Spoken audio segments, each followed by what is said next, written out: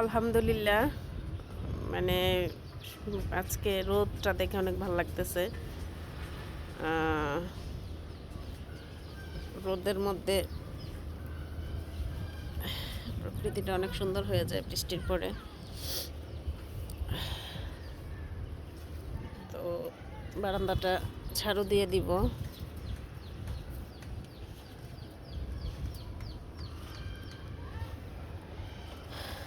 এই যে আমি নতুন আবার আরও কিছু পর্তুলিকা লাগাইছি। আমি বর্ষাকালে চেষ্টা করি একটু গাছ টাছ বেশি মানে ট্রান্সফার করতে, কারণ বর্ষাকালে গাছ ট্রান্সফার করলে আপনার গাছগুলো মানে নিরাপদ থাকবে।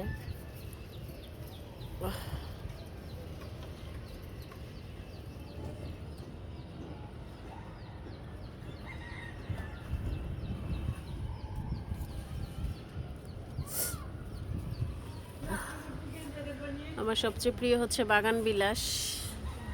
আর গোলাপ বেশি একটা ফুটে না, ওরা সার বেশি, অনেক সার খাওয়াইতে হয়, মানে এত সার খাওয়াইতে হয় ওকে গোলাপের মধ্যে। তো বারান্দাটা ঝাড়ু দিব।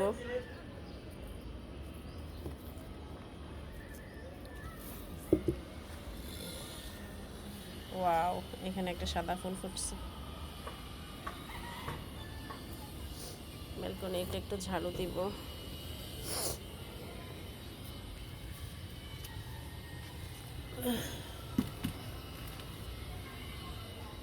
বৃষ্টি হলে এগুলো নামায় দিতে হয়, বাতাস হলে না তো এই যে এই শেপটা নষ্ট হয়ে যায়। অলরেডি এই যে নিচ দিয়ে নষ্ট হয়ে গেছে, এই শেপটা সুন্দর রাখা যায় না, বাতাসে সব একদম ছড়ায় ভরায় একদম হয়ে যায়।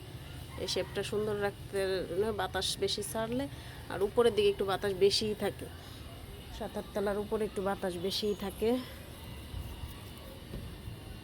কি হয়েছে? ও আমার মরিচ গাছে মরিচ ধরছে, বাট ওরে রোদ্রে দেওয়া খুব দরকার। এই আপনাদের মুরগির বাচ্চা এইখানে চলে আসছে। আল্লাহ, ওই বারান্দা মুরগি পালে ওই ব্যালকনি থেকে চলে আসছে। তো দেখো দেখো দেখো, ওই যে একটা মুরগির বাচ্চা টুকটুক করে আমাদের বারান্দায় চলে আসছিল, আবার চলে গেছে।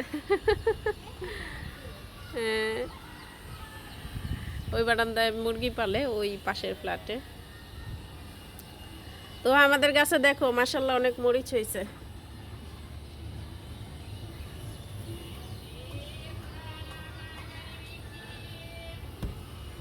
এখন রোদ উঠলে তারপরে দিয়ে দিব রোদের মধ্যে মরিচ গাছগুলোরে।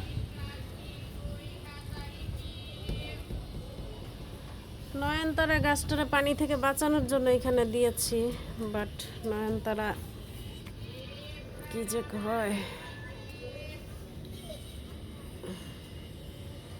পচে গেছে মনে হয় গোড়া। এটা বৃষ্টিতে, এত বৃষ্টিতে গাছ, নয়নতারা গাছটি কেন যায় না দেখি। আল্লাহ করে তাও কয়েকটা তো ফুল হইতেছে, যদি বেচা যায়।